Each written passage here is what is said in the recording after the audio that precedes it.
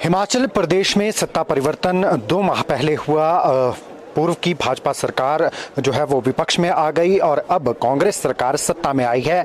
सत्ता में आते ही कांग्रेस सरकार ने 620 के आसपास ऐसे इंस्टीट्यूशंस थे जिन्हें डी नोटिफाई कर दिया और उसके बाद से जो है सत्ता पक्ष और विपक्ष में बयानबाजी का दौर जारी है। अब विपक्ष ने रणनीति बनाई है कि वो जिला स्तर पर, मंडल स्तर पर जो है वो प्रदर्शन करेगी, लोगों को इकट्ठा करेगी और एक हस्ताक्षर अभियान चलाया जा रहा है। क्या इसकी अभियान की रूपरेखा रहने वाली है, इस पर बात करने के लिए हमारे साथ मौजूद है इस अभियान के जो संयोजक है रणधीर शर्मा जी। शर्मा जी, एक अभियान जो है वो शुरू किया जा रहा है प्रदेश व्यापी, क्या इसकी पूरी रूपरेखा रहने वाली है? क्या कहां कहां जो है ये धरने प्रदर्शन होंगे, किस तरीके से है जो है लोगों तक मैसेज कन्वे किया जाएगा? देखिए, जब से इस सरकार ने एक तानाशाही पूर्ण निर्णय लेकर 1 अप्रैल 2022 के बाद खुले और स्तरोन्नत हुए इंस्टीट्यूट बंद करने का निर्णय लिया, भारतीय जनता पार्टी तब से इसका विरोध कर रही है। हर मंडल पर विरोध प्रदर्शन हुए, एसडीएम और जिलाधीश के माध्यम से ज्ञापन दिए गए। हमारे विधायक दल ने महामहिम राज्यपाल महोदय को ज्ञापन सौंपा और विधानसभा के अंदर धर्मशाला में भी शपथ लेने से पहले इस मुद्दे को उठाया गया। वहाँ आश्वासन दिया गया था कि इसकी समीक्षा की जाएगी, पुनर्विचार करा गया और जो जरूर है वो इंस्टीट्यूट खुलेंगे। परंतु 1-1.5 महीना बीत जाने के बाद कोई पुनर्विचार नहीं, कोई इंस्टीट्यूट खोलने का बात सरकार नहीं कर रही है। इसलिए हमने इसको एक जन आंदोलन बनाने की दृष्टि से हस्ताक्षर अभियान आज से शुरू किया है, जिसकी शुरुआत सराज से माननीय पूर्व मुख्यमंत्री जयराम ठाकुर जी ने की है। और अब जहां जहां इंस्टीट्यूट बंद है, उससे जो लोग प्रभावित हो रहे हैं उन सबको फैक्ट्स के साथ सच्चाई बताकर हस्ताक्षर किए जाएंगे और 25 फरवरी के बाद जिला मुख्यालयों पर विरोध प्रदर्शन करके इन हस्ताक्षर को इकट्ठे किया जाएगा और फिर महामहिम राज्यपाल महोदय को सौंपा जाएगा। जो वर्तमान सरकार है उसका कहना है कि बजट का प्रावधान नहीं किया गया, ऐसे इंस्टीट्यूशंस खोल दिए गए जहां पोस्ट क्रिएशंस नहीं की गई। इन तमाम चीज़ों को देखते हुए जो संस्थान डी नोटिफाई किए गए हैं, इसलिए सरकार को ये कदम जो है वो उठाना पड़ा। देखिए, बिल्कुल मुख्यमंत्री जो है जनता को गुमराह कर रहे हैं। कोई भी इंस्टीट्यूट ऐसा नहीं है जिसको कैबिनेट की अप्रूवल नहीं है और जिसके लिए पोस्टें क्रिएट नहीं है। कैबिनेट से जब इंस्टीट्यूट खोलने की नोटिफिकेशन होती है तो पोस्टें क्रिएट साथ की गई। अब उनको भरने की प्रक्रिया तो बाद में ही होगी ना, उनके भवन के लिए बजट तो बाद में ही रखेंगे ना। हमने बकायदा सारी फॉर्मेलिटीज, सारी औपचारिकताएं पूरे करके इंस्टीट्यूट खोले ही नहीं, उनको फंक्शनल किया, अधिकारी बैठाए, कर्मचारी बैठाए। आप हैरान होंगे, एक एसडीएम ऑफिस जहां एसडीएम बैठ गया और विधानसभा चुनाव में चुनाव अधिकारी का दायित्व निभाते हुए विधानसभा चुनाव की प्रक्रिया को संपन्न करवा दिया, आज वो एसडीएम ऑफिस डी नोटिफाई हो गया। ये क्या मजाक है? इसलिए ये सरकार गुमराह कर रही है। सरकार का दायित्व होता है पिछली सरकार का जो भी काम है उसको आगे बढ़ाए। वीरभद्र सरकार 26 डिग्री कॉलेज खोल गई थी, जयराम सरकार ने सबको चलाया। 1997 में 1000 से ऊपर प्राइमरी स्कूल खुले थे, उसके बाद धूमल सरकार ने सबके लिए 3-3 पक्के कमरे बनाए, कोई स्कूल बंद नहीं किया। इसलिए ये सरकार ऐसा ना करके एक नई रिवायत प्रदेश में शुरू कर रही है जिसकी भारतीय जनता पार्टी निंदा करती है और इसका हर स्तर पर विरोध किया जाएगा। अभी आगामी दिनों में बजट सत्र होने वाला है, क्या सदन के बाहर और सदन के अंदर भी जो है ये विरोध प्रदर्शन किए जाएंगे? और क्या, जैसा भाजपा ने पहला कहा था कि वो न्यायालय का दरवाजा भी खटखटा सकती है, तो क्या न्यायालय के दरवाजे तक भी जो है भाजपा अपनी आवाज को पहुंचाएगी? बिल्कुल, सभी विकल्प खुले हैं।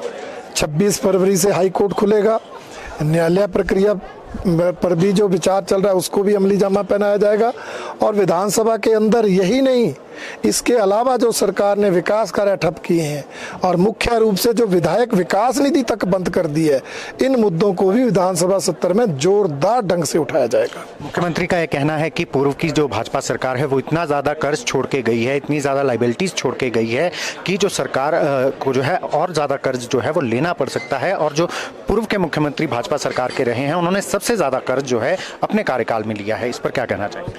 देखिए, ये गुमराह करने की बात है। जिस 70,000 करोड़ कर्ज की वो बात करें, वो कोई जयराम सरकार ने तो नहीं लिया। 1993 में वीरभद्र सरकार ने कर्जा लेने की परंपरा शुरू की थी, तो उसके बाद की सभी सरकारों का योगदान है और सबसे ज़्यादा योगदान कांग्रेस की सरकारों का है। लेटेस्ट बात करें तो 2012-13 और 2017 के बीच वीरभद्र सरकार ने 20,000 करोड़ का कर्ज लिया। उनको तो विरासत में 28,000 करोड़ का कर्ज मिला था, उसी का ब्याज देना था। हमारे मुख्यमंत्री जयराम ठाकुर 2017 में 48,000 करोड़ का जो कर्ज है विरासत में मिला, उनको 48,000 करोड़ का ब्याज देना था। इसलिए थोड़ा कर्जा, थोड़ा भी क्या, बराबर ही लिया गया है। 69,000 करोड़ कर्ज था जिस दिन हमारी सरकार गई है, तो 21,000 करोड़ लिया है, तो क्या अंतर है। इसलिए सारे कर्ज के लिए भाजपा दोषी है। यही गुमराह करने वाली बात है मुख्यमंत्री सुखविंदर सुक्खू की, जिसकी भारतीय जनता पार्टी निंदा करती है। आपके जिले से जुड़ा हुआ भी मुद्दा है, सीमेंट फैक्ट्रियों पर ताले लगे हुए हैं, हजारों लोगों की आर्थिकी पर जो है वो संकट मंडराया हुआ है। इसको लेकर क्या कहेंगे? 60 दिन से ऊपर हो गए, विवाद सुलझने का नाम नहीं ले रहा है। आपने भी मध्यस्थता की है क्या बीच में, या फिर आप लोग भी केंद्र के पास गए हैं इस मुद्दे को लेकर, या आगामी दिनों में जाने का विचार रखते हैं कि केंद्र के समक्ष ये मुद्दा उठाए? क्योंकि जो ये मुद्दा है ये पॉलिटिकल नहीं है, आम लोगों की रोजी रोटी का ये मुद्दा बन चुका है। देखिए, बिल्कुल ये जब से मुद्दा आया है तब से हम इसको उठा रहे हैं। हमने मीडिया के माध्यम से भी उठाया, हमने विरोध प्रदर्शन भी किए, हमने धर्मशाला विधानसभा सत्र में भी मैंने इस मुद्दे को उठाया, और अभी प्लानिंग की मीटिंगें हुई उसमें भी इस मुद्दे को उठाया। और हमारा ये कहना है कि सरकार गंभीरता से प्रयास करे। जिस मालिक ने ये तालाबंदी की है उसके खिलाफ कोई ना कोई ठोस कार्रवाई करे, या फिर उनको इस तरह से बाध्य करे कि वो ये तालाबंदी को बंद करे। अब इंडस्ट्री स्टेट सब्जेक्ट है, उद्योग स्टेट सब्जेक्ट है, इसलिए प्रदेश सरकार का दायित्व है। प्रदेश सरकार हमारी मध्यस्थता चाहेगी कि केंद्र सरकार की इन्वॉल्वमेंट लेनी है, हम तैयार हैं, परंतु वो अपने स्तर पर लगे हैं, पर जो वो प्रयास कर रहे हैं वो सफिशिएंट नहीं है, उनमें गंभीरता नहीं है, इसलिए अभी तक हल नहीं निकला है। और मुझे ये कहना है कि मुख्यमंत्री महोदय को इस मुद्दे को गंभीरता के साथ लेना चाहिए, ठोस कदम उठाने चाहिए, क्योंकि इससे हजारों लोग प्रत्यक्ष रूप से, लाखों लोग अप्रत्यक्ष रूप से बेरोजगार हुए हैं। भारतीय जनता पार्टी उन प्रभावित लोगों के साथ खड़ी है। मेरा अंतिम प्रश्न है आपसे, आपकी पार्टी से जुड़ा हुआ मुद्दा है देहरा की। अगर हम बात करें, संगठनात्मक जिला है, जब पूर्व में राकेश पठानिया वहां गए तब भी बवाल हुआ। बीते कल की अगर बात करें तो आपस में ही रमेश धवाला जो वहां से पूर्व विधायक रहे हैं और आपके पार्टी के नेताओं के बीच में हाथापाई तक की नौबत आने वाली थी। ये पार्टी के अंदर क्या चल रहा है? जो पार्टी अनुशासन की बात करती है कि सबसे अनुशासित पार्टी है, ये क्या चल रहा है पार्टी के बीच में? देखिए, ये चुनाव की हार के बाद पहली बैठक में थोड़ी इस तरह की गहमागहमी रह जाती है। जब कहीं हार हो जाती है तो उसका दोषारोपण होना शुरू हो जाता है। जिस पर दोषारोपण होता है उसको लगता है मुझे जिम्मेवार ठहराया जा रहा है, इसलिए कहासुनी होती है। परंतु मैं ये समझता हूँ कोई बहुत बड़े स्तर पर नहीं, ये तो एक आध जगह ऐसा हुआ है, वो भी इस कारण हमारी सरकार नहीं बनी, लोगों में निराशा हताशा रहती है, उसके कारण हो जाता है।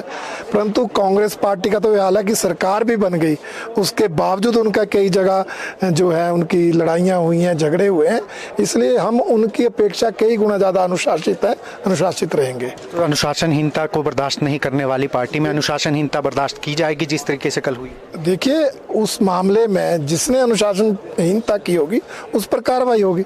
हमने ऊना की प्रदेश कार्य समिति में स्पष्ट रूप से कहा है कि चुनाव में जिन्होंने अनुशासनहीनता की है, हमने कई लोगों पर कार्रवाई कर दी है। 21 लोगों को अब तक पार्टी से निकाला जा चुका है, और यही नहीं कि पार्टी से निकालना ही कार्रवाई होती है, कई आने वाले जो हमारे संगठन के चुनाव है उसमें कईयों को पद मुक्त कर दिया जाएगा, वो भी एक कार्रवाई होती है।